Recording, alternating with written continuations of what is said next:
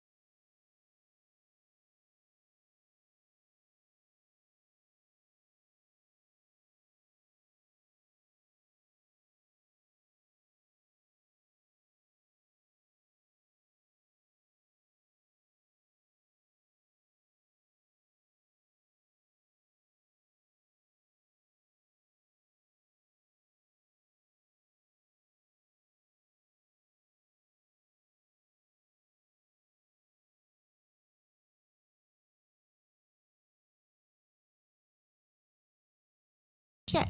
Oh my gosh, I've been talking and talking and talking, and I have been on mute. Oh my goodness. All right, can you hear me now? I've been talking for too long on mute. This is what happens when you don't get sleep enough for days and you work too much. And your patients are all super high maintenance. Okay, I'm here. I'm sorry. I don't even know. I'm answering your questions in the chat, and you guys are just chatting, and I'm putting them up, and I'm not talking. Okay, I need to take a breath here. My bad. Drink of water, take a breath. Okay, so as far as Lori goes, she is a big fat liar. I mean, on the recross, she gets shut down every single time. She says these things that she tries to put in her little testimony, and then the recross, she comes up and she says this, that, and the other thing, and like, nope, nope, nope. So anyway, you're welcome, Bella Italian. Thank you. I know. I was on mute. I lost my mind over here. I did, Amber. I totally forgot. I'm like, I need my backstage people back. They've all ran off to their lives, I guess. But anyway, the you wouldn't believe how tired I am. I saw 4 patients today. I couldn't get I literally at 9 o'clock, I was trying to pull out my driveway to go to my first patient, and I had like crazy 2 or 3 emails. Then my social worker called to talk about a patient, and then I had to call my manager, and I had to put some new orders in because one of my patients' sons is really great at managing the patient, but they hired this caregiver that called last night and changed all these orders as if he's the case manager. And I'm like, what? So I called the son and I'm like, I'm the case manager. What is going on? So anyway, long story short, it was a hot mess. And I didn't pull out I literally was in my car pouring out my driveway at 9 o'clock, and I didn't pull out till 10. So then my day was all messed up, and I had to go see 4 patients, and it all takes a while, and then all the documentation. I'm not even done, but I'm like over it. I'm like, you know what? I'm clocking out. I have to.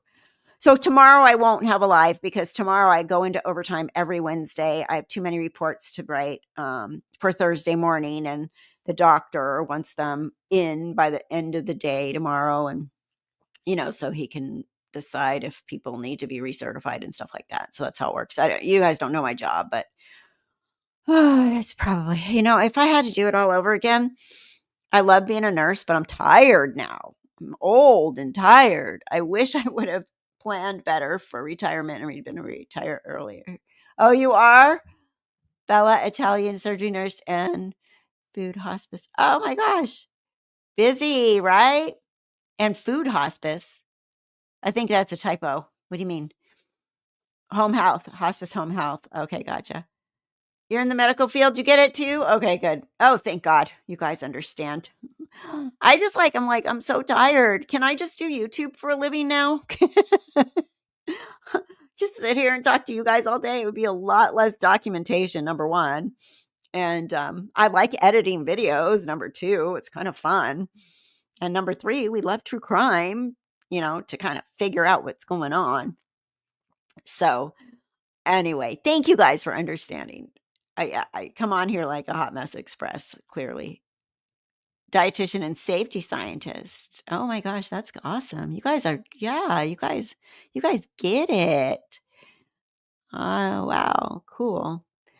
Yeah, right. Sometimes, but I'm like, I keep telling my friend, I'm like, well, I want to retire. I want to retire. And she's like, Kathy, stop saying that. You're not going to retire anytime soon. And I'm like, yeah, but I want to. It's a pipe dream, but whatever. Anyway, that's what's happening here. If I sound like I'm scattered, I am. Just super tired. It's, my son kept me up on Sunday night because they went to Coachella and blah, blah, blah, blah, blah. Okay, my house is the crash pad for Coachella. He sure can't visit me just to come visit his mother, but he got out here for Coachella. I'm just saying, Michael, if you're listening, which he's not, I'm sure. Oh, gosh, yeah. ER is crazy. Crazier than crazy. I was in the ER not too long ago, and I'm telling you, I was like, thank God there's several spots for us nurses in the world of nursing because the AR, it would not be my thing at all. I don't like trauma. I don't mind people peacefully dying. That's why I do hospice. And I love labor and delivery, which I did for 14 years. But the ER just and I remember when I did my rotation in nursing school, I was like, yeah, no, this one's not for me. Anyway, okay. So back to Lori Vallow Daybell. Someone I was listening to something on the news, and they say that Chad and Lori cannot talk. Oh, you do, Belle. You like my friend. My friend's a surgery nurse, one of my best friends. I met her working labor and delivery, but then she went into surgery, and I worked per diem a little bit at the surgery center, mostly post-op and pre-op, but I did circulate a little bit because of experience from C-sections. But my friend is a circulator, and she's been doing that for a long time, and she loves the OR. So, and trauma surgeries, that would be interesting, but but although sometimes labor and delivery C-sections look like a bomb exploded on a person because, sometimes things go sideways. We want to see Lori go down. I hope and hope the jury comes back really fast and says that that she's guilty and she's a fool. I hope some of them interview and stuff be like, yeah, it was pulling teeth. Us sitting there all this time and everything. She was proved a liar over and over and over and over again. You like 4 hours drive? You drive for 4 hours every day. Yeah. I mean, that's how I listen to this stuff is when I'm driving from patient to patient, but I'm like, oh, but I miss things. How many more witnesses? Not very many. I think they're gonna wind up tomorrow. Prosecution's gonna rest tomorrow from what I understand. Did the jury ask something about Tylee today? I don't know. I didn't listen to the whole thing. Is there something? Somebody let me know if they did. That would be really, really interesting. I'm waiting for Lori to open the door. She hasn't yet. Come close a few times. No questions about the kids yet. Okay. But she has been talking to them in past tense. So occupation helps so many people. Not everyone can be a nurse caregiver. I can't imagine how busy you must be. I know, but I'm tired. I need my own nurse now. Thank you. I appreciate that. My patients do too. My patients appreciate me, which is what it's all about, right? She's going to testify. I agree. I think she's going to testify. I think she's been trying so hard to testify as the lawyer Lori that I think she's going to testify. I'd be really shocked if she didn't. But she may want to get busy studying for case number 2, trial number 2. All right, let's watch the rest of Lori's cross-examination with detective, and I'm sorry, I'm the worst. I can't remember her name. I'm as bad as Lori when it comes to names, I think. And let me get it queued up here. Thank you guys all for being here too. I appreciate you so much. It's nice to have my little group of left undone loyaloos with me here. Oh, I was going to say something. I watch Colby, and I totally support Colby. I think this is great side gig for him, and I wish him the best. I hope he does really well with his channel. And then I've been watching Megan Connor, and I wish her the best with her channel as well. And then, I'm not a fan of Annie Cushing. She's been directly mean to me, but she does great research and her timelines are amazing. So I always credit her if I look at anything on her timelines and stuff. But but I think one thing I wanted to say is I guess Adam Cox said something on his podcast derogatory about Megan Connor. Megan Connor is his first cousin, Lori's cousin. And then Colby is kind of upset about things being said. One of the things I guess that Annie had said is that she thinks that he photoshopped Tylee into the pictures that he showed, which that's, I don't know, whatever. I seriously doubt it. But anyway, but I was thinking about this in my own terms.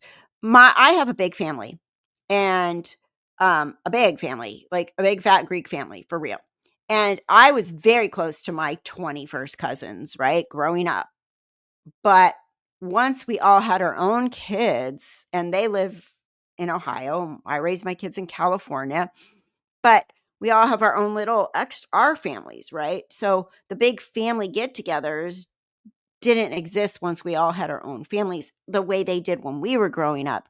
So I could say if this was one of my cousins, for example, that I grew up with, that I was really close with as a kid, teenager, college age, and they were Lori Vallow, let's say, and then my kids probably wouldn't know them very well, but I would still feel very close to the situation, even if my kids weren't close to them. Or so Adam's different because he is a first cousin, but I can see why Colby might be feel a little bit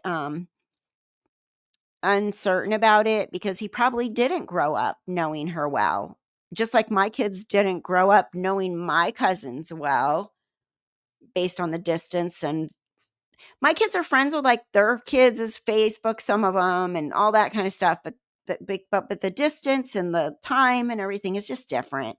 So I don't think anybody has any ill intent, I guess is my point, and in this group. So I hope everybody just takes a breath and tells their story. And like you said, Colby's trying to focus on healing and and we can only all wish them the best for what they went through, especially Colby. Of all of them, my heart breaks for him more than anything, you know. So it's just what I had to say about that. I don't think anybody's purposely doing anything in ill will, but okay, let me take a sip of my water and we will cue this up.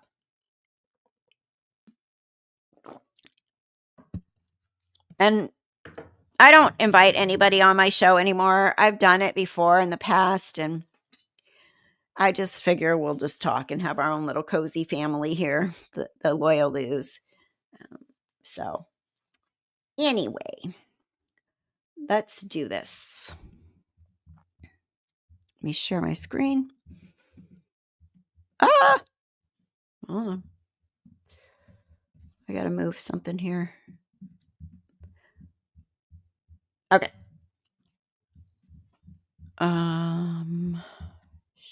Present. Hold on. All right, here comes Lori to do her cross-examination. So let me get it up here. Present.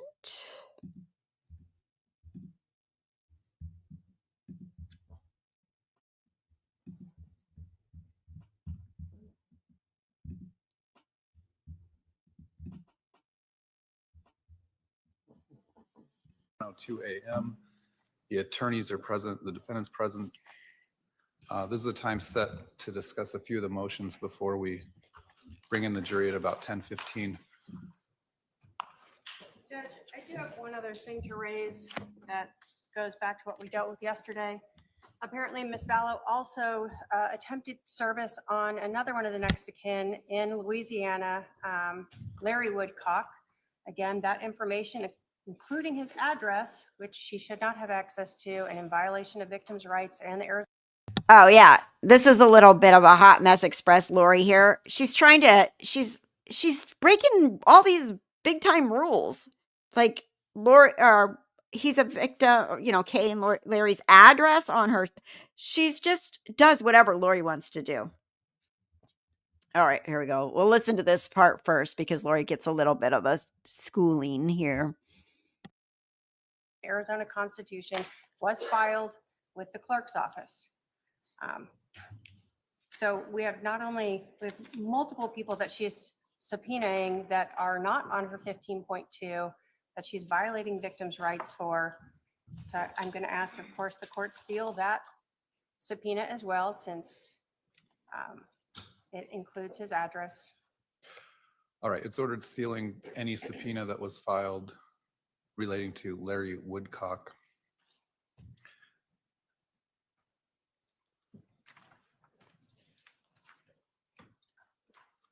Do you have outstanding subpoenas on next of kin or, well, let's start with there, next of kin? Let me check, Your Honor. If your neck looks like this, you need to watch this video. When you sit at your desk or use your phone, your head protrudes forward. And for every inch your head protrudes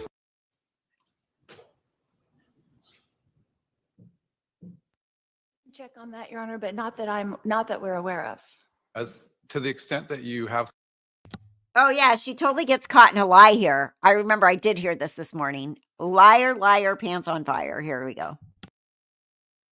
subpoenas for next of kin on either of your cases, you need to coordinate the service of those subpoenas through the county attorney's office. They can facilitate in that and getting those people served if they are indeed witnesses that have relevant information in these cases. And both of those people, Your Honor, Robert Vallow and Larry Woodcock, were not on my list and were not intended to be subpoenaed. So it was an oversight. So I don't know how OPDS got that information to serve them subpoenas. So They are- someone on your team needs to double Here it check comes, here with it comes. OPDS that the correct people are being subpoenaed. And Your Honor, they are signed by the defendant. So All right. She is the one who's signing those subpoenas. She is the one acting as counsel. So she is the one asking to send those out. So how was it an oversight? I just signed them all and we got them prepared and I signed them all and I did not check them. It's my own fault. But I apologize to the families. So do you know the names of all the people you subpoenaed, or you just signed a stack of subpoenas? I did sign the stack, but I thought I was aware of that they were the ones that I had asked to subpoena. For this trial or for the next one as well? Just for this one, we haven't done our subpoenas yet for the next trial. I'll try. And for the next trial, I need you to be more diligent in what you're signing. And if there is a subpoena for someone who is a next of kin or a victim under the Victim's Bill of Rights, the subpoena that needs to be coordinated through county attorney's office, or is there a victim representative attorney? I haven't had one yet. There is not a victim representative attorney, so it would come through us, Your Honor. Okay. We sort of addressed the motion in limine yesterday about the questioning of any police personnel regarding the timing of the arrest, why the investigation took as long as it did, who was or wasn't arrested. Again, I'll ask the defendant, if you think those are questions that you need to ask, please ask to take a break first, but otherwise I'm expecting you to not ask those types of questions of any witness. We then have let's take up the Janice Cox and Summer Shiflett video. You've had a chance to review that? I did. Oh, this is interesting too. What's your position on the state's motion? Your Honor, I obviously think that it should not be precluded, that it is evidence in fact of why that happened on July 11th, that it happened. So if there had been no bat, there would have been no gun. It was a reason why self-defense was even an issue on that day, on July 11th. Let me make sure I understand the state's. Okay. Now I'm a little confused because she wants Janice and Summer to come testify on her behalf about a video they saw. And is Summer and Janice still sticking up for Lori on this murder trial of Charles? That bothers me a bit.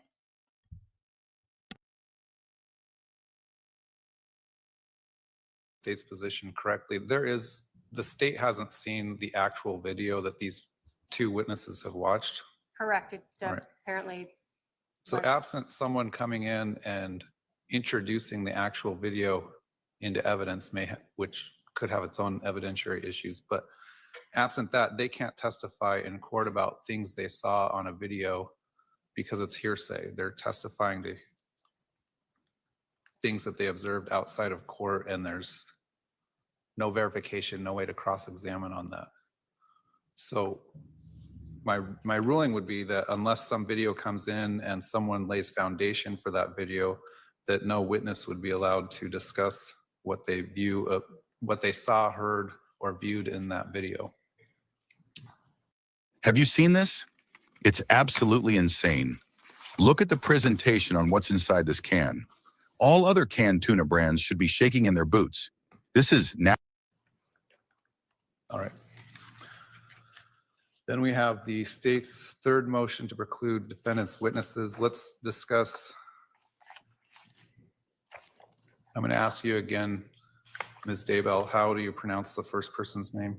Baisa? Vicia. Baisia? Has your team or your investigator, anyone been able to locate that person?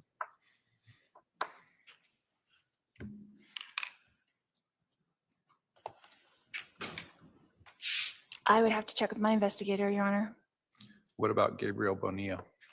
I know that he has made contact several times with Gabriel. I don't know if he has interviewed him, but I know that he's made contact with him several times. Do you know if he's been served with a subpoena? We're looking that up now.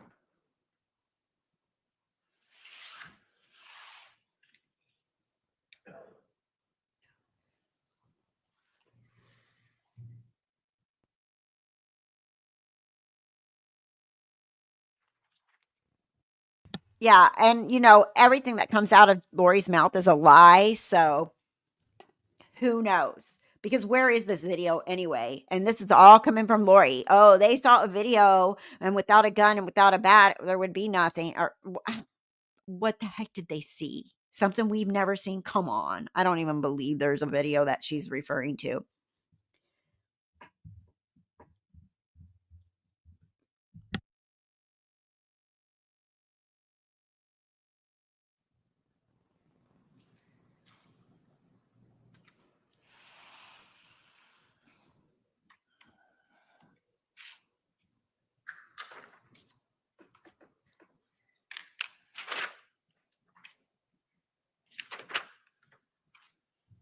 And while you're at it, I'm going to ask about Ashlyn Rind and Barry Cox.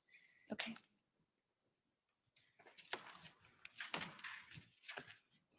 What does it say?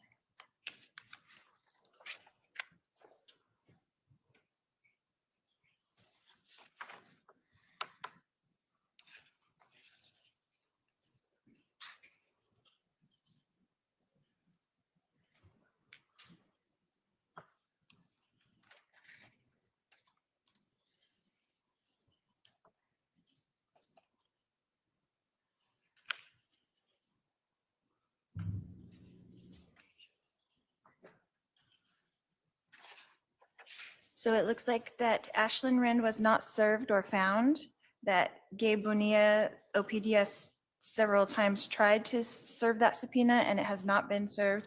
And I'm not sure on the Barry Cox. All right. Well, as was indicated by the state yesterday, they may be resting their case in chief sometime Thursday, at the latest Monday. So you're kind of out of time on producing these witnesses for interview. I shouldn't say you're kind of out of time. You are out of time. I don't know that I need to effectively preclude them because you haven't been able to serve them or get them to appear, in which case they wouldn't be called as witnesses.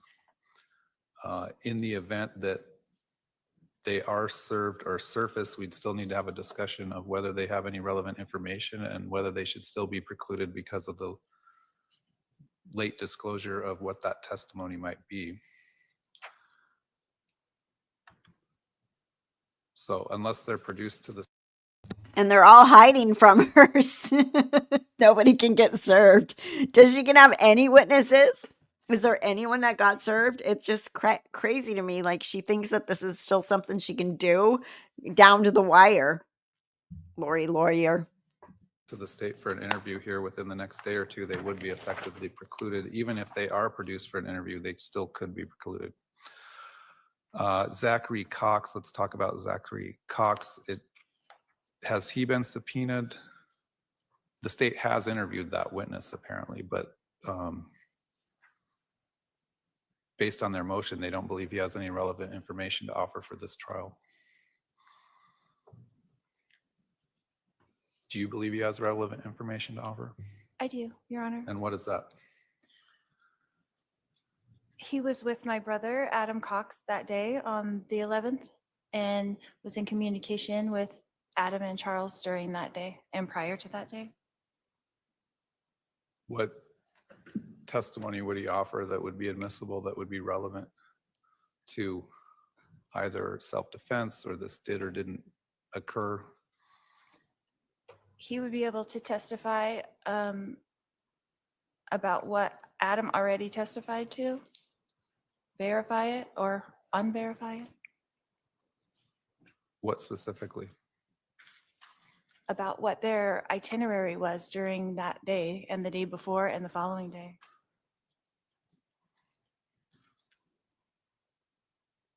When did this, well, the state interviewed this witness? Obviously, I had no idea what he would be called about. So I talked to him for a few minutes. I Did he have any idea what he would be called about? know. All I right. think unless the defendant says that he's relevant to impeach Adam in some way, then I don't really understand the relevant. I mean, she just said that he could be testify to verify what Adam said. So she's going to call him to confirm that what Adam said was correct. Is that he would be confirming what Adam said, or would he be disputing what Adam said? What specifically? Can you give me some more specifics? From his interview with my investigator, he would be disputing what Adam said. Well, then I'm not aware of that. Okay, so now she's trying to start trouble between Adam and Zach. Adam and his son. Oh, yeah. She is just a train wreck of a person through the world and life and families. Like, I don't know who would have ever thought they were blessed to have Lori in their family, but oh, my cat's opening the door if you hear noise back here. That interview with Stop, ladies. Do not go on another date until you hear this. The conventional dating advice out there does.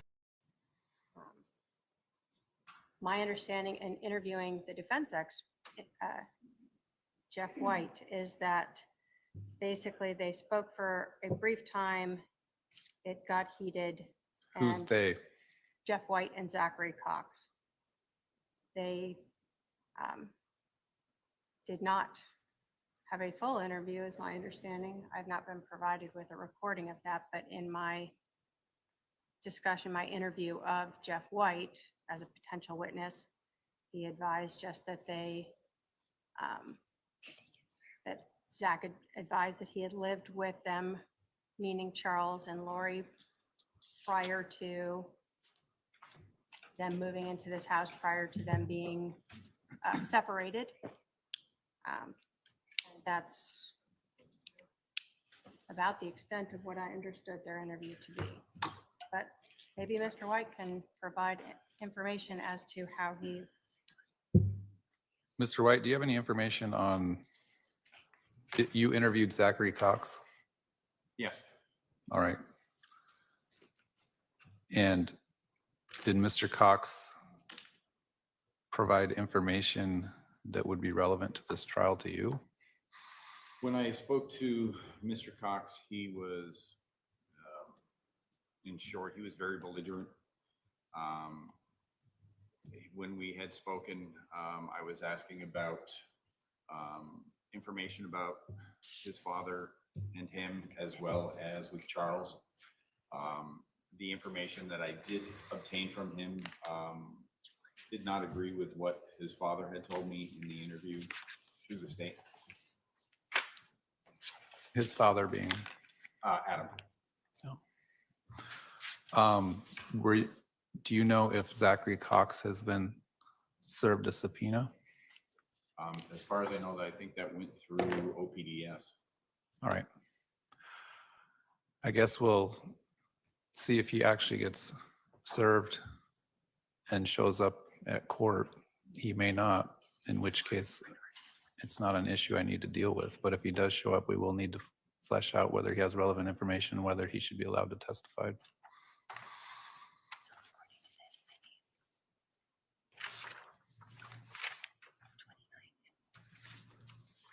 All right, who's the state going to be calling today? Your Honor, the state, obviously, we still have a witness on the stand. And then, as I advised, we'll be calling Ariel Werther. And then we would call Detective Duncan. So we Okay. may finish tomorrow, Your Honor. Okay. My staff just signaled me that we're, the last juror did just show up. Okay, we'll bring the jury in. Let's have that witness come back up.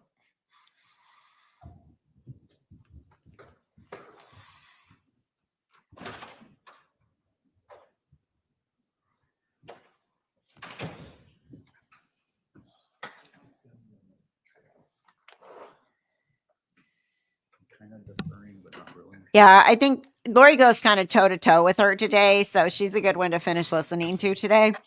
But obviously, it's going to be really interesting to see who Lori puts on the stand. Sounds like everybody's hiding. Everybody ran off to another country or something. Try to get here. Let's see.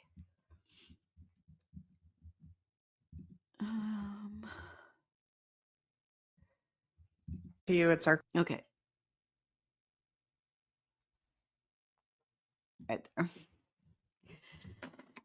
She's just a piece of work. I swear to God, she just wants to be on the TV and to act like she's a lawyer. Like, oh, you know what? It's always my dream to be a lawyer for a day. Oh, maybe I get to be it for a couple of days. I'm Lori. The enchiladas, right, Stacy? Because Zach remembers enchiladas. All right, jury's Totally. So. present. Zach liked my enchiladas, my green enchiladas. What happened to my brother?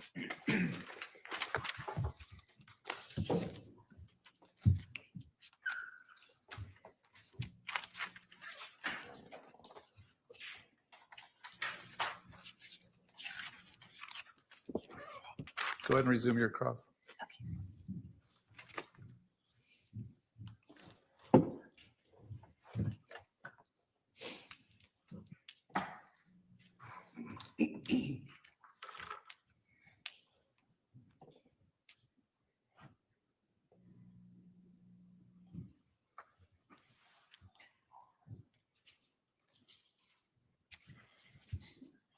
Detective Inklin, yesterday we were talking about the chain of custody of the phone, so I have a couple questions on that. Yesterday we talked about that Charles' phone went from your hands to the property room, is that correct? no. Okay.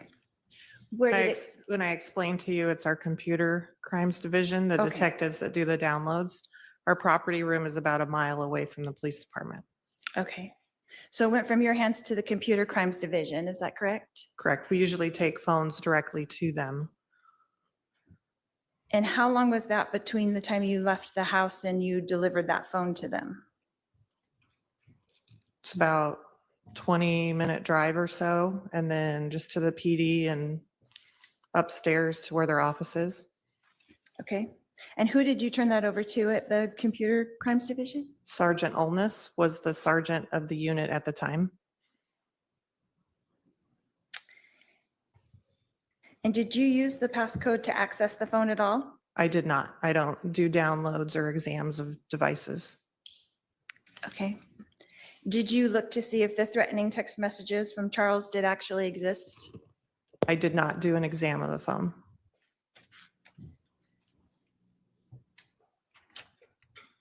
Yesterday, we watched the clip of my interview with you, And we discussed the threatening text messages. Is that correct? Correct. You told me about them. And you stated that I did not show them to you. Is that correct? You did not show them to me, no. And did you ask me to show them to you? I did not. Had I been cooperative all that day? Yes. Do you think I would have shown them to you if you would have asked me? Objection, speculation. Sustained. Was Tylee also cooperative that day? I believe so. I mean, what is her point exactly? Her point is to prove that she was calm, but then she had adrenaline and got thirsty. I'm just saying, Lori, were you calm or did you have the fight or flight going on?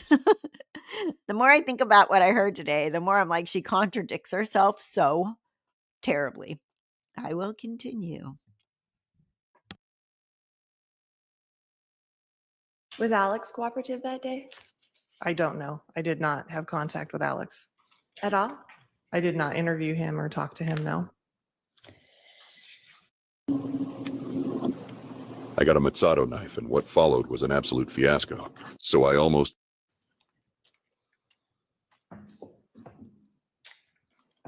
Did I, in fact, inform you during that interview that I would have to show you them to explain them?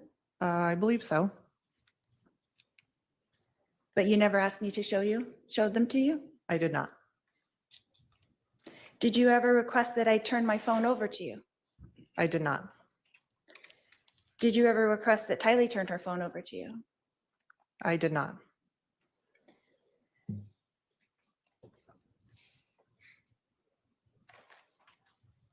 In the course of your investigation, did you ever, in fact, see those threatening messages from Charles to me? I did not. I did not look at any of the downloads of any of the phones. Or in the reports or anything? No, You never came across those? I did not review those reports or do any of the downloads of any of the phones. You didn't review any of Detective Duncan's reports? No, None of Detective Moffat's reports? no, Okay. Were you aware of the reason why I had two phones at the time? I was not. Did you ask me? No, I wasn't aware you had two phones. In the course of your investigation, did you ever learn that Charles had stolen my phone, so I had to replace it? Object to testifying and move to strike. Sustained. Your Honor, it's all part. What on earth? Because when he took her purse, is that what she's talking about? When did Charles steal her phone?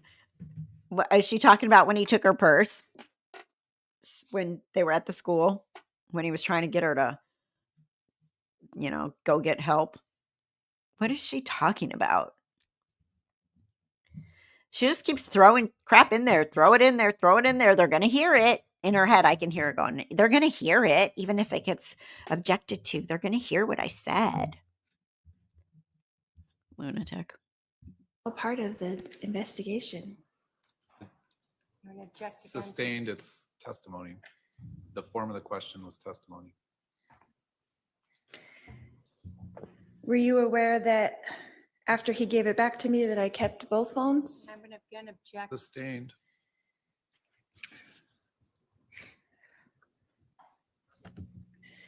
Detective, in the course of your investigation, did you learn that Charles had a $2 million life insurance policy on me?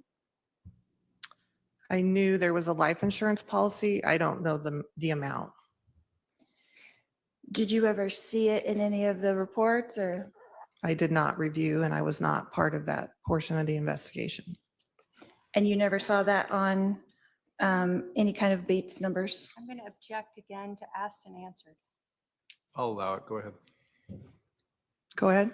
You didn't see it on any kind of Bates numbers? No, Bates would be what the county attorney does. That's after me. So I didn't review that portion of the report. Okay.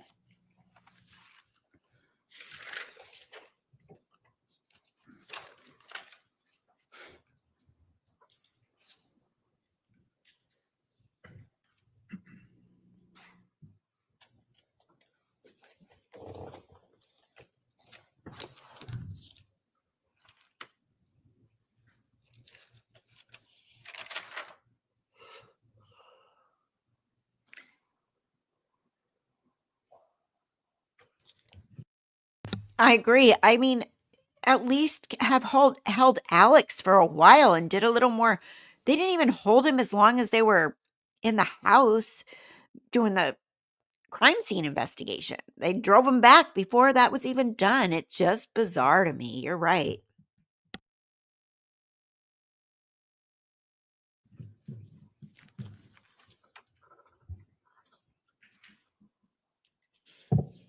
Yesterday, during your direct, you said that, or during our discussion, you said that we arrived at the Chandler Police Station and that we were taken into the Family Advocacy Center. Is that correct? Correct. Is that what it's called? Yes, the FAC or Family Advocacy Center. Okay. And was that just Tylee and myself that were taken to that part of the station? I believe so, yes. And so was Alex taken to the regular part of the police station? He was in a different portion in an interview room in the persons crime section downstairs. Okay. So we were taken into 3 different rooms, is that correct? When we arrived? 3 different interview rooms, yes. And we were all 3 interviewed, is that correct?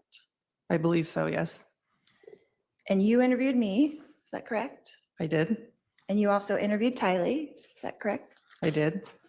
And Detective Moffat is the one that interviewed Alex, is that correct? I believe so. And these interviews were all video and audio recorded, is that correct? I believe so. And did you have a supervisor or superior there at the Chandler Police Station watching these interviews live from a viewing room? Not a supervisor. Who was it? There was a detective in sex crimes that was monitoring the interviews in the Family Advocacy Center. It's kind of standard, particularly the fact that Tylee was alone in the interview room at some point.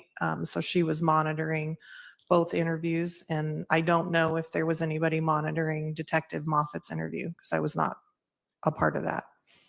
Okay. And what was her name? Detective what? Ashley Nolan. And then you said that you had, so you didn't go in and monitor during the interview with Detective Moffat and Alex? You didn't watch that one? No, it was going on at the same time. I couldn't interview you and Tylee and monitor at the same time. And then that means that Detective Duncan wasn't monitoring yours either at the same time, correct? I don't know what Detective Duncan was doing. I meant Detective Moffat, I'm sorry. Oh, I don't know. I believe he was talking to Alex, but using the right weight matters. The body pod lets you easily understand what is the fastest way to reach your health and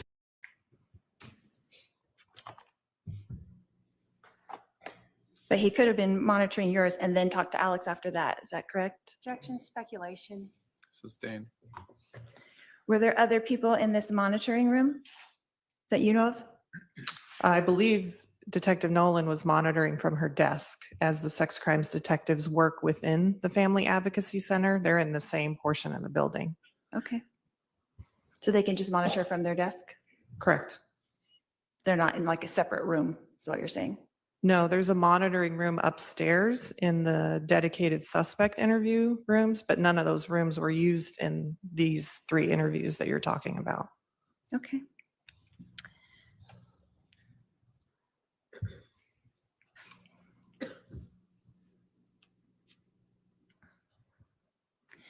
And after these interviews were complete, who decided to send us home? Well, I decided to drive you guys back to the house. And who gave you authorization to release us, I guess? Me? You didn't have to talk to a superior for that? No. And what about Alex? Who released him? That would be Detective Moffat was involved with his interview. I was not. So did you and Detective Moffat have a discussion on what to do next after our interviews were complete? Briefly, that we were done with the interviews and that at this point, whether or not to get you back to the house and how we were going to facilitate that. Okay, but it was decided at that time that we would be brought back together and taken in the van to back to the house and dropped off? It was the easiest way to get the three of you back at the same time.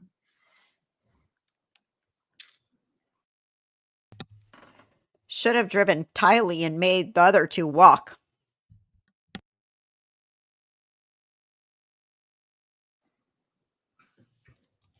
Are you aware of the press release that was issued by Chandler Police Department later that day?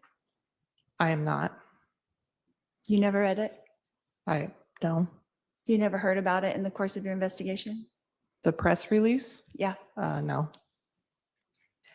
You never discussed it with any of the other detectives? I would object. She's asked and answered. Sustain. I think Lori loves the fact that she's been in the news. She's going to bring that up. TV, you saw me on TV, the press release. What is the point of the press release? Like, why is she even asking this question?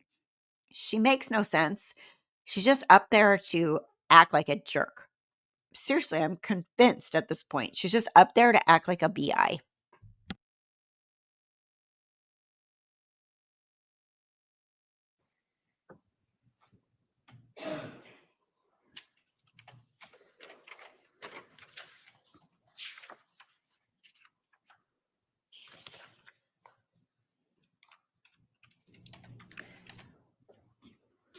Would the case agent have to be the one who would authorize that at the time? It depends. As a case agent, we would like to have input or influence on what a press release is or states, but occasionally they're published by our PIO, our press information officer. So do you know if Detective Moffat was the case agent at the time, is that correct? He was. And so do you know if he talked to the PIO and put that out or if he didn't know? Objection, speculation. Sustain. Do you know if the PIO agent just put it out? Objection, she doesn't know about this. Do you know? I have no idea.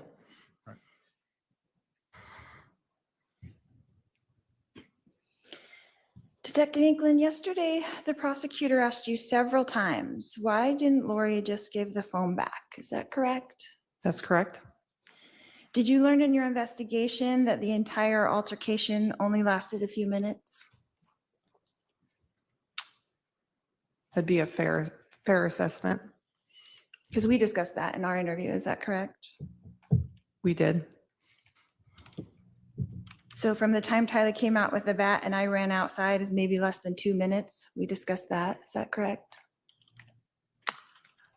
We discussed that it probably happened in a short amount of time. I don't think we gave a specific time amount to what happened, but that it happened in a relatively short amount of time.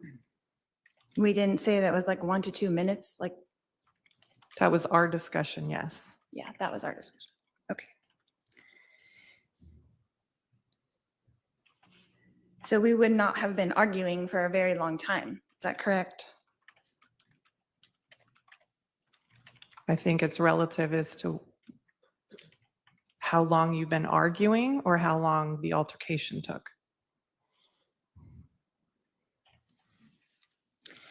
Detective, in the course of your investigation, did you learn that JJ was outside in the car? I did. Did you learn that the car was still running? I don't know. Did you learn that JJ was in fact in the front seat? So you've been injured in a recent car accident and you want to get a major check like this right here. Here's what you're going to do. Okay, this cracks me up. Did you know that my 6-year-old, was he 6 at the time? My 6-year-old son was in a running car in the front seat with the car running?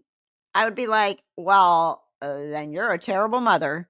Being inside, fighting with your husband, stealing his phone while your child's out in a running car. Like, how does this make Lori think makes Lori look any better? She's a freaking fool.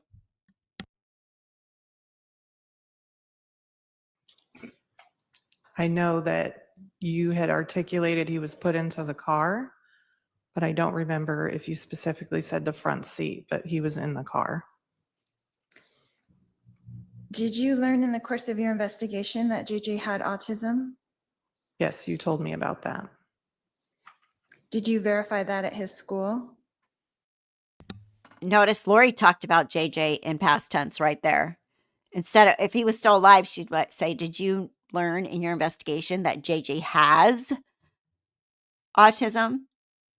So there's got to be some smart jurors on there that are picking up on this past tense stuff. They're not probably sure why or what, but I'm pretty sure they're picking up on it at this point. I did speak with his school, yes. When did you speak with the school?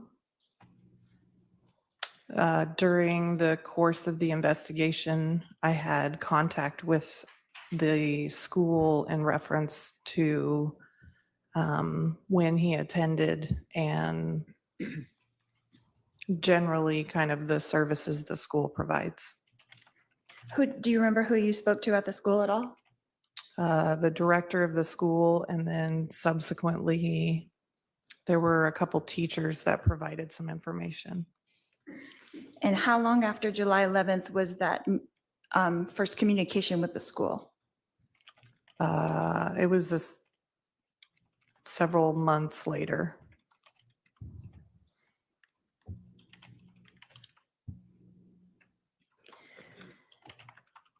But during the course of this investigation, the Chandler Police Department did verify, I guess, that next day that was in fact his school and he did attend there. Is that correct? I believe so.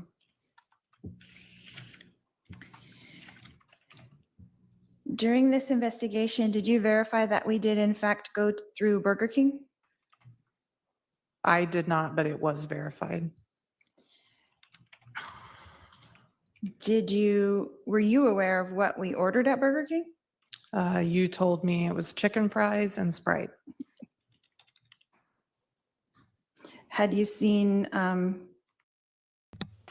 That's such an important question, what we ordered at Burger King.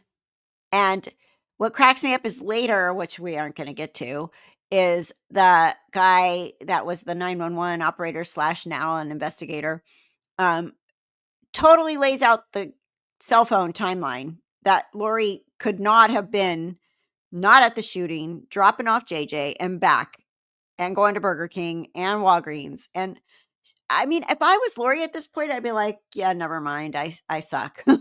I'm guilty. Can I go home now? Like, but she's still sitting up there fighting it. It's been proven left, right, and center how much of a liar she is. And she's still going to sit there and try to prove that everybody else is wrong. And she's right. She's so crazy. you hadn't seen that receipt? I had not. Okay. I guess that was in fact in the portion of one of the interviews that we watched yesterday. Is that correct? Correct. You told me that in the interview.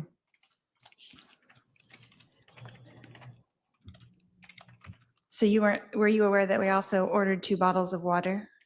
I was not aware, no.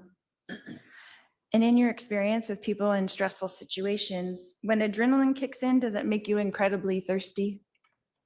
I don't object to speculation or knowledge. This is crazy. This is what I'm talking about. I'm calm. Have you ever seen me not calm? Like she brings that up, but now she's like talking about adrenaline kicking in and it being incredibly thirsty. Okay, you are saying you weren't even there. Then you said you were there. Then you left. Then you went to Burger King. And then your adrenaline was kicking in and it made you incredibly thirsty. But you're as calm can be, according to you. And that you're not the kind of person that gets... She talks out of both sides of her mouth and she makes no sense. Like, it's almost like she's just trying to intimidate and act like she knows what she's talking about, even if it doesn't match up with anything that is relevant.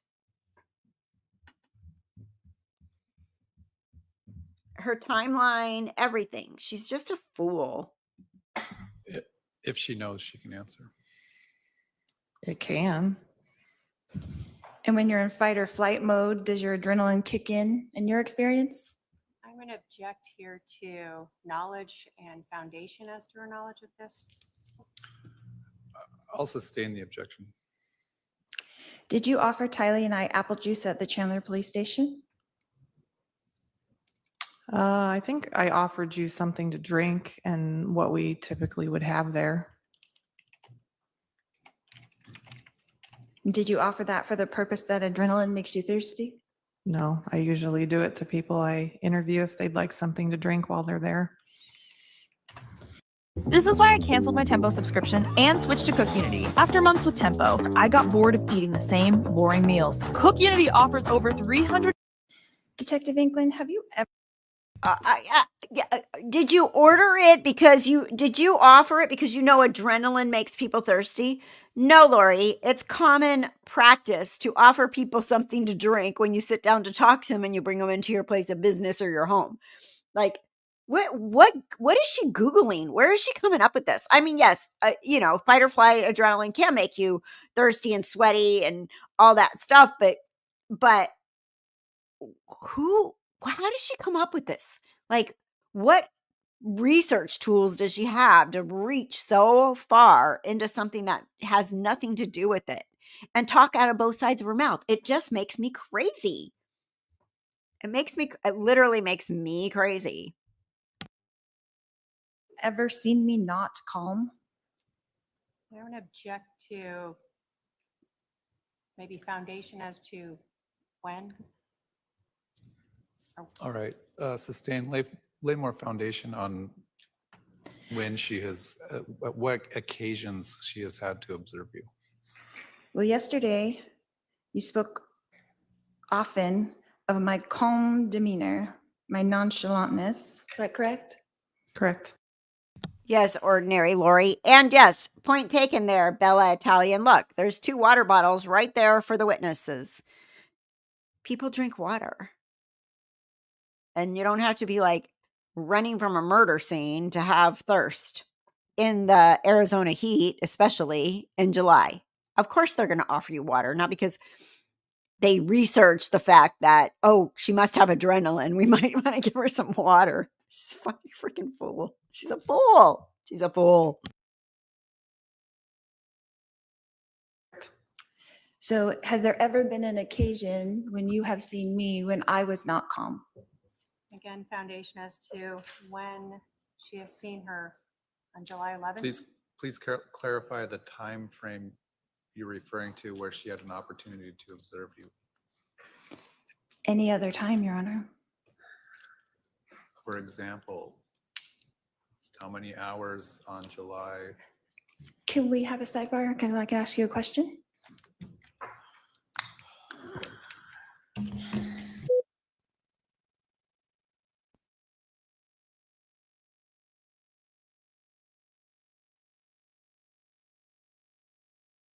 Judge is like, we can hear him sigh every once in a while.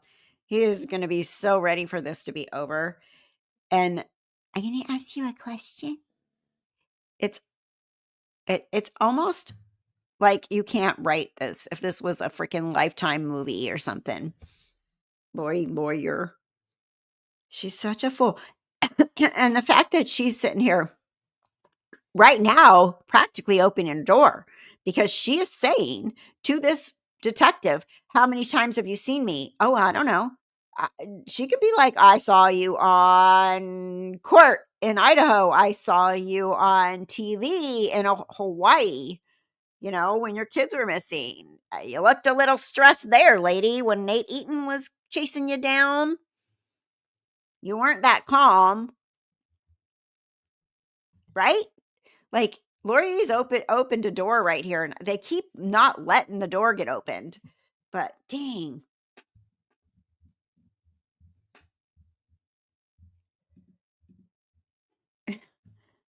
I mean, she is such a fool.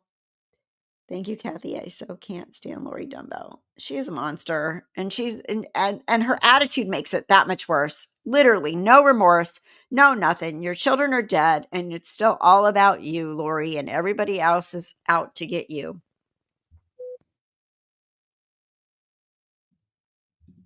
Oh God, I hope not.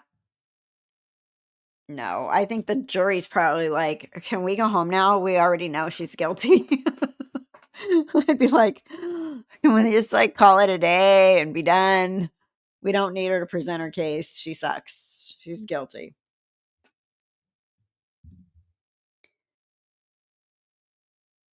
Right? Speed dial my therapist. Poor judge. This is worse than Letitia. It is. It is.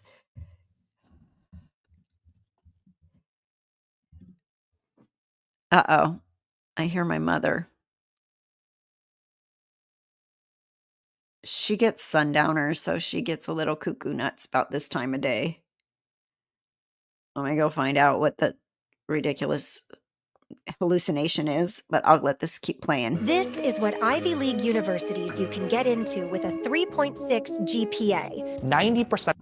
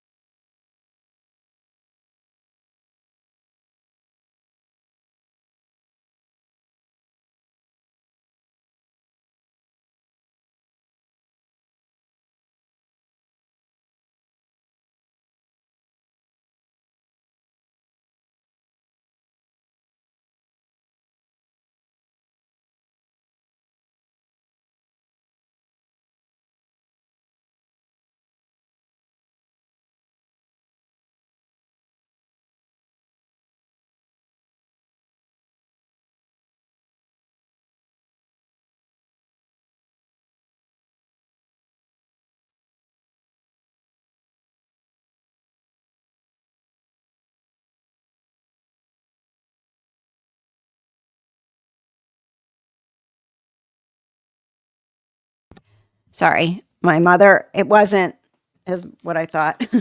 My cat tried to get in her room and it scared her.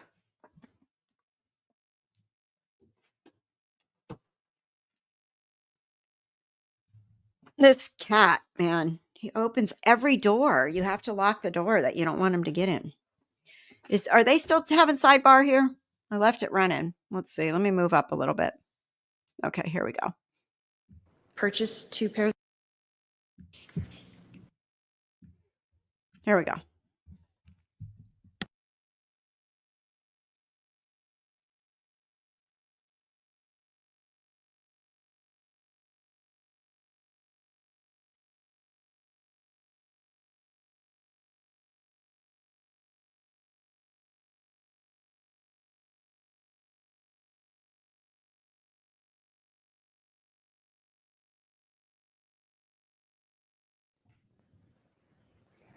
Here they go. Sorry, my delay. Trying to get it to the right spot, and then I rewind a little too far.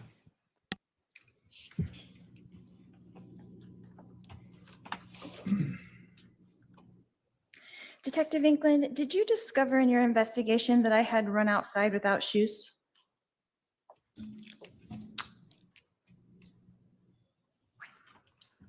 Yes, kind of. And did you learn in that investigation that we had stopped at Walgreens and I did purchase 2 pairs of flip-flops? Yeah, you told me that. I mean, and that was verified later? It was by a different detective. Okay. You didn't. I love it that she's like, I like the witness. I like when the witness says, yeah, you told me that. Yeah, you told me that. Yeah, you told me that. Oh my God, this cat with the doors. He's opening this door again. Just nobody close any doors in my house, please. Yeah. You didn't verify that at Walgreens or at Burger King, is that correct? I did not. That was a different detective. Okay. And as part of your investigation, did you view the video of me going into the Walgreens to purchase the flip-flops? I did not. Okay. And how hot was it that day on July 11th, 2019? Warm. Like in the hundreds? July in Arizona. I'd say it was probably warm. Would it have been difficult to walk JJ to his class on the cement with no shoes on, do you think? Objection, relevance, speculation. Sustained. I think the jury can draw their own conclusions about the temperature in Arizona in mid-July. Detective, did you learn in your investigation that after taking JJ to his classroom that Tylee and I headed straight back to the house? I believe so. And that we met with police? Is that correct? Correct. You As soon as we contacted drove up, first contact was with, Officer Krautheim. yes, Krautheim. Okay, thank you. Detective, is it your understanding that we fully cooperated with the police? You were cooperative with interviews with me. That we did as we were instructed? You, with me in your interview, you were cooperative. And Tylee was cooperative with you as well, correct? I believe so. And that you had said yesterday that we were voluntarily interviewed by the police, is that correct? Correct. You were not in custody. Did we know that? I believe so. When we were placed in those interview rooms, did we know that we could just walk out and leave anytime? Was that explained to us, is my question. You can ask that. Can you say it again? Was it explained to us at any time that we could just walk out of those interview rooms and leave if we had wanted to? No. Did I in fact ask you at one point if I could go to the ladies' room? I believe so.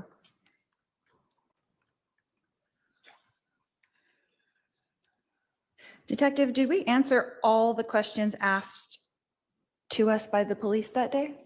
By me, yes. She said you weren't detained. You were a witness. So of course you can go to the bathroom and drink some freaking water. Like, what is her point? Honestly, she's wasting so much time. Those poor jurors. I feel so bad. We should send them a gift bag or cookies or something. Oh my gosh, the poor things.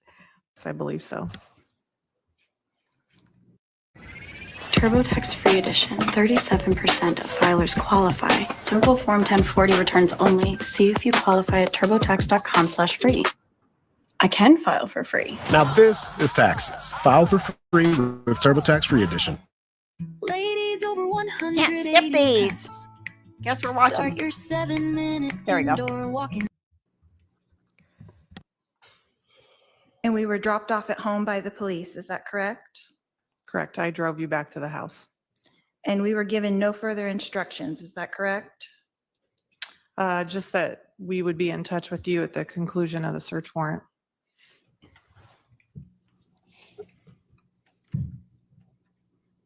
Is it also correct that we voluntarily handed over Charles' phone to you when you asked for it? Yes. Did we delay in that or just do it immediately? No, you gave it to me when I asked. Was there any time, Detective, on July 11th, 2019, that we did not comply or cooperate fully with the police in their investigation? In my interaction with you, you were cooperative. Thank you. That's all I have, Your Honor. Redirect. She always ends with some little dramatic, like, with the end of time, I cooperate. Is there any time we did not cooperate? Did you ever see me or hear me with your ears and eyes to, conspire to kill my husband? She's such a little brat. Like, you want to slap her and pull her hair. Okay, let's listen to the recross because it always clears things up because Lori goes in there and acts like a big freaking train wreck and tries to make everybody look bad even though it's not working. I'm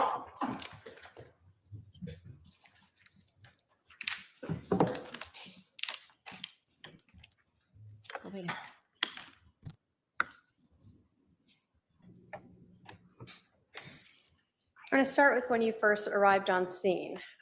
You were asked a lot yesterday when you first noticed the defendant. Were you standing there at the house just waiting and watching to see what cars would arrive? No. So when you first noticed the defendant you just happened to glance over and see another officer speaking with her? Correct. You were asked a lot about her demeanor that day, both when you first interacted with her, taking her over to the van, correct? Correct. Did Lori Vallow's behavior stand out to you? It did. Why? So based on what was going on, that we had a homicide, her husband had been shot and killed, her brother was the one who shot and killed her husband. It was inside her home. Her children were at least partially present to this event. Her demeanor seemed odd given what was going on at the house that day. So throughout this time, you're just noting her demeanor, right? Correct. You were asked about whether or not you were calm at the scene. Do you recall being asked that on cross? I believe so. Had you just seen your husband get shot No, inside your own home no, by your brother? no, You were asked if the other officers at the scene were calm. You recall being asked that? I do. Were you aware of any of them having just seen their significant others being shot No, by a family member no, inside their own home no, with their children present? no. So would it be difficult to compare the demeanor of the officers and yourself with that of, say, Alex or Tylee or the defendant? It would be difficult comparison. Not the same situation. No, You were asked a lot about Tylee's demeanor as well. Did you ever see her appearing to be panicked, no, overwhelmed with emotions? no,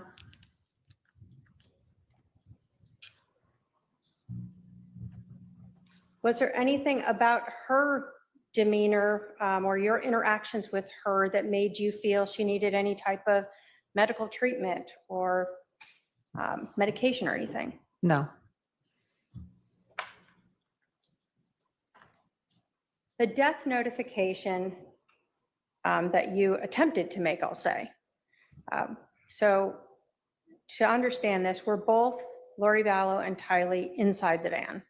They were inside the CR 288 van. Okay. Can you describe for us what this van looks like? How is it, like a minivan? What is it? No, it's a larger, like 10 or 12 passenger vans, big, full size. So the doors open from the side to get into, I think there's like 3 rows of seating. And they use the van to bring services out, but also to transport people, and they have car seats and things like that. So when you went up to the van, you opened the door? Correct, the side door to open to get into the rear portion of the van. And you are with your sergeant at the time? Correct. And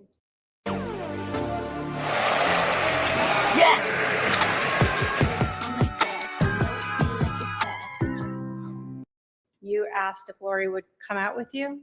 I was trying to get her to come out of the van to talk to her outside of Tylee's presence. Why did you want to do that? I felt it was more appropriate if I was about to tell somebody that a family member died to deliver it to her. And then typically what we'll try to do is kind of formulate a plan as to how we're going to tell children as to what happened. But before that, did Lori Vallow tell you something? She did. What did she tell you? She said that she already knew because she was there. And this was not what you were expecting to hear. It was not. You were expecting that she had no idea. Correct. That she rolled back up to this house and sees her brother out there but doesn't know what's going on. Correct. After you learned that she was there, did you now feel like you wanted to ask her what happened? Correct. We wanted to, at that point, transition to not just like a death. I'm kind of thinking that, you know how many times that Lori and Alex spoke after she took off? Like they had those conversations. They proved this today in court. I heard some of that part. We're not going to get to it tonight. But I'm thinking they were trying to get their act together. Like, were you here or not here? Well, if I was there, I could say I witnessed everything. Okay, but you left in a hurry as if you weren't here. Yeah, but what should we do? Should I be here or not be there? I don't know. You know, back and forth. Well, it's probably better because then you have a witness, Alex. Your sister can witness that you were attacked by Charles, the baseball player with the bat. You know, that's probably with all that discussion was. I mean, I can't see it any other way. If she wanted to be a witness to say that, why'd she run off? Why didn't she just be like, oh my gosh, yeah, they're the stupidest criminals ever. Let's just say that. Let's just leave it with that.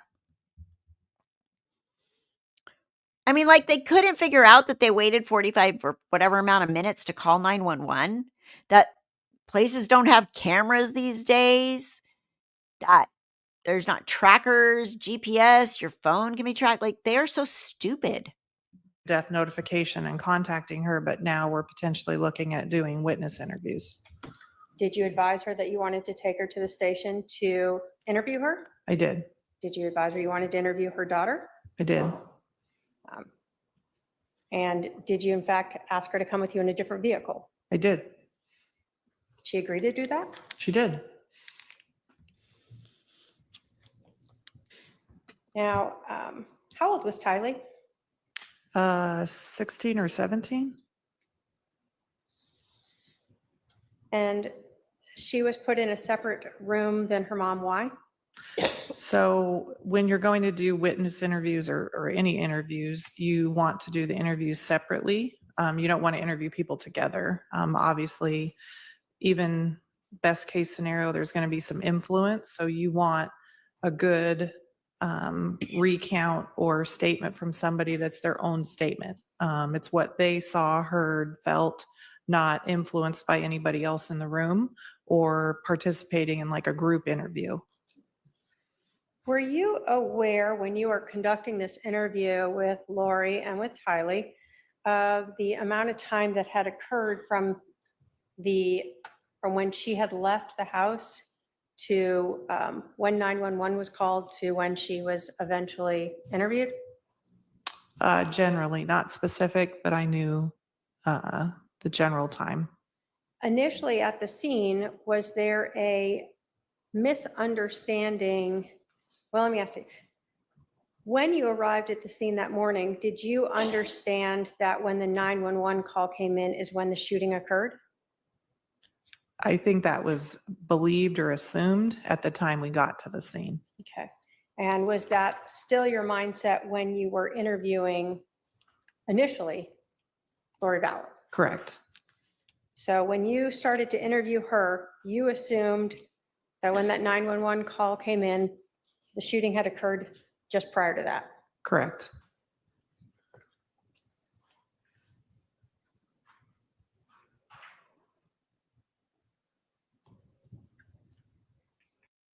Yeah, because that's how it usually works. Somebody got shot, you call 911. You don't run away, buy flip-flops, Burger King, and discuss the whole situation before you, if it's truly self-defense. Arizona could have done a better job with this. I'm very disappointed that they just let them walk away because it doesn't make sense. They could have looked at the timeline. They could have looked at a lot of things. Lori said she already knew. Why wasn't that a red flag to at least hold them and get more information? I don't know. I'm disappointed that this didn't get investigated right off the bat.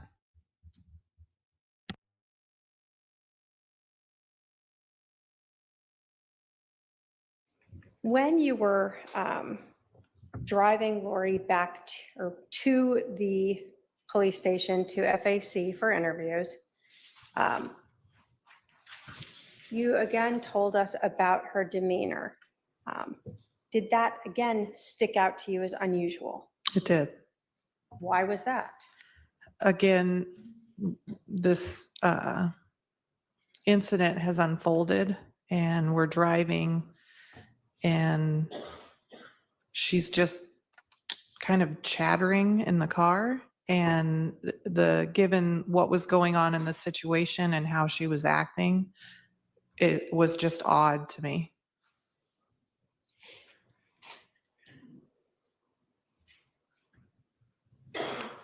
You were asked about, just on cross, whether or not you gave the defendant a specific time when she could come back to the house. Do you recall that? I believe so. Did you have any concept of when Detective Coons or Duncan would be finished executing that search warrant on the house? No, and that's not an assumption we would do. So they don't tell you a timeline like, hey, detective, we'll be done by 3 so they can come in. No, because in processing a scene, you just don't know. So you wouldn't want to give that kind of time constraint when processing a scene. You're going to go through and very slowly and methodically collect and photograph and process. You're not going to limit a time. We typically try to give them an idea, maybe most of the night, several hours, but I wouldn't tell them a specific time to come back. And your interactions with Lori, you hadn't even been in the house yet, right? I had not. So you have no concept of what the scene's going to be like Correct. or how long that might take. Correct.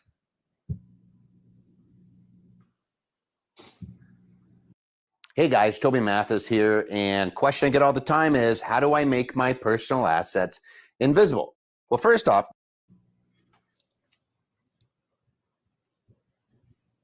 When you were interviewing the defendant, is it normal for you to offer drinks to people when they're being interviewed? Absolutely. Normal for you to allow them to use the restroom? Yes, And you did that here just like you normally would? I did. Nothing different or unusual in that? No. Detective, when you were interviewing the defendant on July 11th, did the defendant tell you that she and Charles argued about the phone prior to Tylee ever becoming involved? Correct. Did she tell you that she had initially obtained Charles's phone, and when he asked for it back, she said no? Correct. This is before Tylee's there. That's right. Does she tell you that she then, in fact, confronts Charles about who he's texting? Correct. And that's again before Charles is out there, Before Tylee was there. before Tylee is there. And she advised you that she still wouldn't give him back his phone, even though he demanded it then. Correct. Did she tell you that she was walking away with Charles's phone prior to Tylee coming out while he is still demanding his phone back? Correct. So there were multiple occasions that she told you about prior to any bat or gun being involved that she could have just handed the phone back over.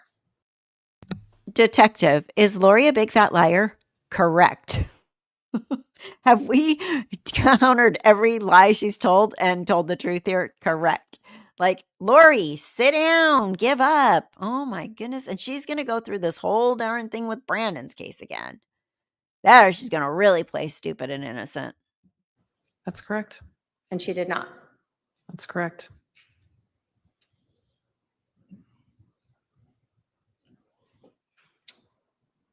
In terms of your interview with the defendant, did you understand all the facts of the case when you interviewed the defendant? No. You told us you didn't understand the timeline yet in terms of when the shooting occurred versus when the 911 call occurred, right? Correct. So you were unaware of that 47-minute lapse in time. Correct. If you had known that, would you have asked about that? I would have asked about that, yes. That's what I think. I think she somehow had Charles had to come back in the house. She slipped his, maybe he laid it, I don't know. He laid it down when he picked up JJ and his stuff or whatever, but then she grabbed it. And then he went to put JJ in the car, realized he didn't have his phone. And then he came back to get his phone. And that's when all the crap went down, because I think that's exactly what happened. Put JJ in the car, Lori hide Charles' phone, Charles like, crap, I forgot my phone, go back in there. And then Lori does the little run around the kitchen or wherever with the phone. And then Alex goes and gets his, I feel bad because I feel like they convinced Tylee to lie for them as well with the whole bat situation. And I don't know. I mean, the whole thing is just such a mess. When you were interviewing the defendant. You were unaware that she had Charles's phone, correct? Correct. If you had known that, would you have asked about that? I would have asked about that, yes. When the defendant was talking to you, at one point, she told you that she knew her brother was texting with, or that Charles was texting with her brother Adam. Do you recall that? Yes, she told me that. Understanding now that she had Charles's phone, would you have asked her how she learned about that? I would have asked her about that, yes. So when you're doing an interview with her at 9 or 10 in the morning, you didn't know that she'd had time to look into Charles's phone? Correct. You learned later that she had the password to get into his phone, right? Correct. So when she's telling you things, you're unaware that she has already potentially had the ability to access those. That's true. And what she's telling you in her interview contained information about the interaction between her brother Adam and Charles. Right.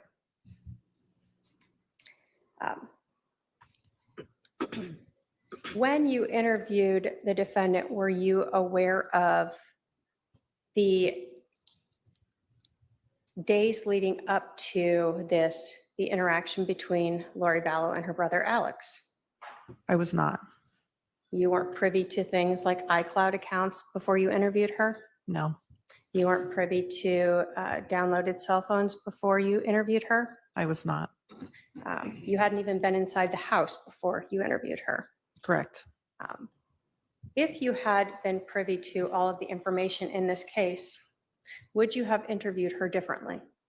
I would have. Would you have questioned her more? Yes. Would you have followed up more? Yes. Would you have asked for her phone then? Yes.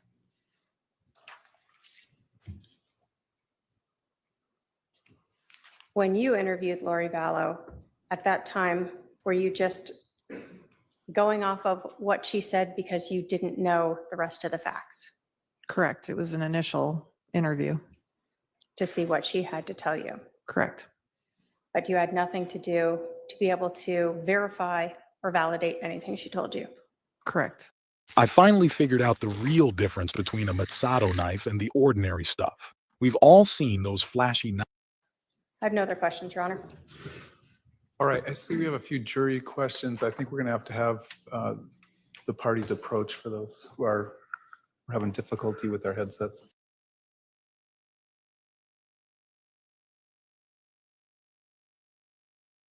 All right, jury questions. I think there's only a couple. Let's see. As witnesses, why were Okay. Should be right now.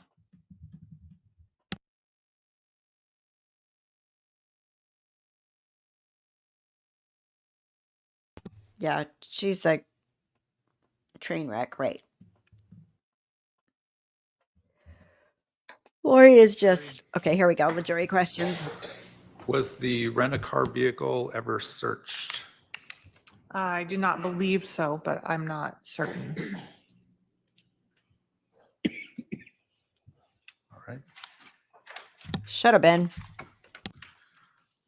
Question form number 12. If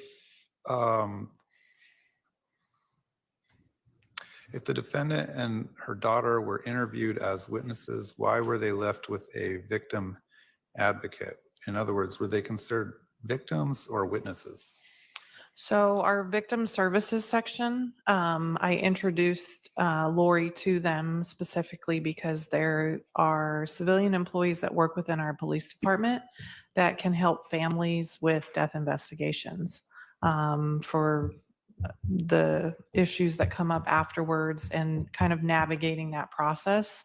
So although they might not be classified under like state law as victims, our victim services section will often help our families with like specific crisis type events and navigating that process. So we use them quite a bit in our death investigations. All right, on question form number 13, did Lori express concerns about police talking with Tylee at the time of the interview? She did not. Does law enforcement have to advise interviewees they are being audio and or video recorded? They do not. There is no expectation of privacy within a police station. All right. Are there any further juror questions at this time? Not seeing any. Would the defendant like to follow up on those juror questions? No, Your Honor. State. Just briefly, with regards to introducing Lori entirely to your victim services,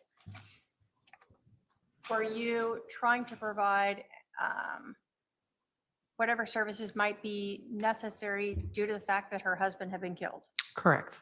And what you assumed at that point was Tylee's dad or stepdad had been killed? Correct. And again, this is all prior to you learning more about this case? Correct.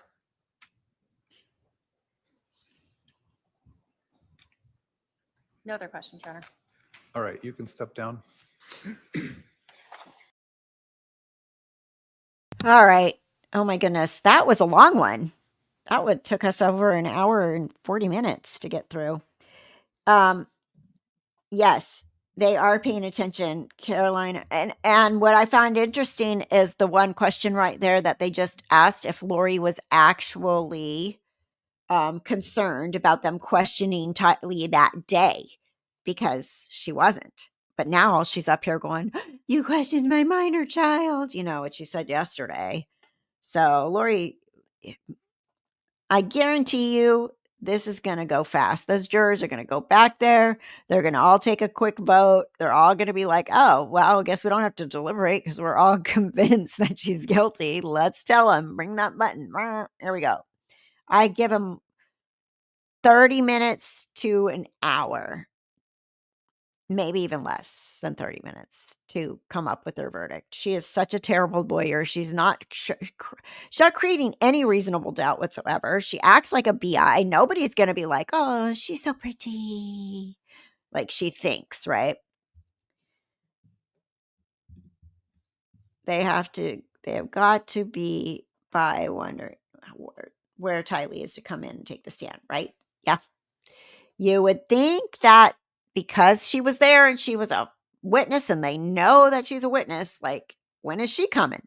And then they're just going to rest the case without Tylee. And then Lori's not going to be bringing Tylee in. That's going to be bizarre. And you know, some of these jurors that are on the jury, their family members or their friends or somebody know about this case. And they're probably just like biting their tongue right now to be like, "Oh, I wish I could tell you." Anyway, okay, this is left undone. Kathy, nurse, is so tired right now.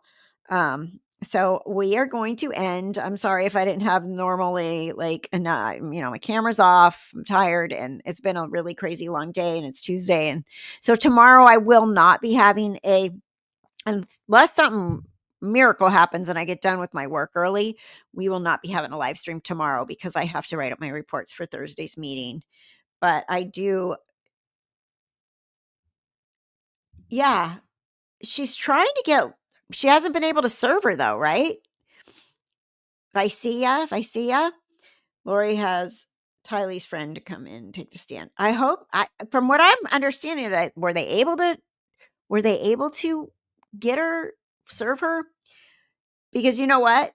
That's a really stupid witness to bring in.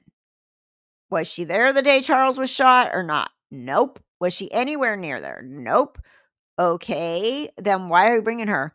The girl's probably going to start crying on the stand. Lori's an idiot. She's a dumbass. The end.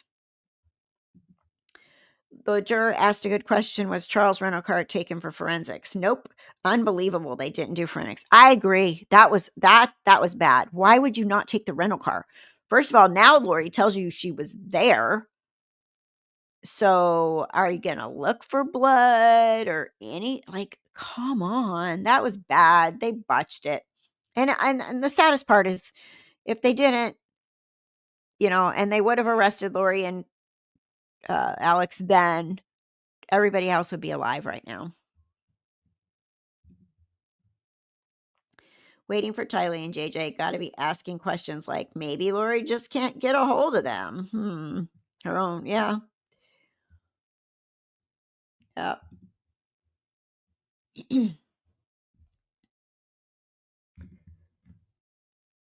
The state rests tomorrow. So, yeah.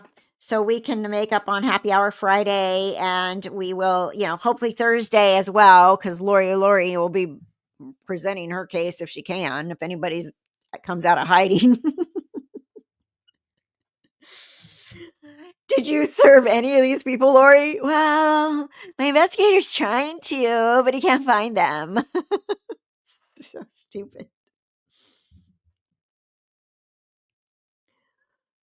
Yes, I think she wants to. I think Lori, one of her twists in her little brain is that she wants to blame Tylee and that Alex covered or something for her, because she tried to blame Tylee to Colby.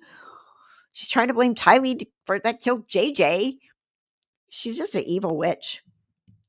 Yes, Thursday. Now they said today that they think they're going to rest tomorrow. On today, the prosecutor, Miss Kay, said that tomorrow, and then that'll be it. So it sounds like they're going to rest tomorrow, and then Lori can start presenting her case on Thursday. All right, you guys, I do appreciate you all. I'm thankful that you're here following my channel still. And yeah, they did. And so I will see you Thursday at the earliest. Tomorrow I can't, because work, I go overtime every time on Wednesday nights, which doesn't make me happy. Well, I like the money, but it doesn't make me happy. All right, you guys, thank you so much. Thank you, members. Thank you, replay crew, if you're here. Stay safe. Stay well. Tomorrow's Wednesday. Yeah. I don't know. I never know what day it is. I have to look at my watch left and right. Okay. All right, you guys. I'll see you soon. Okay. Come join us in Discord.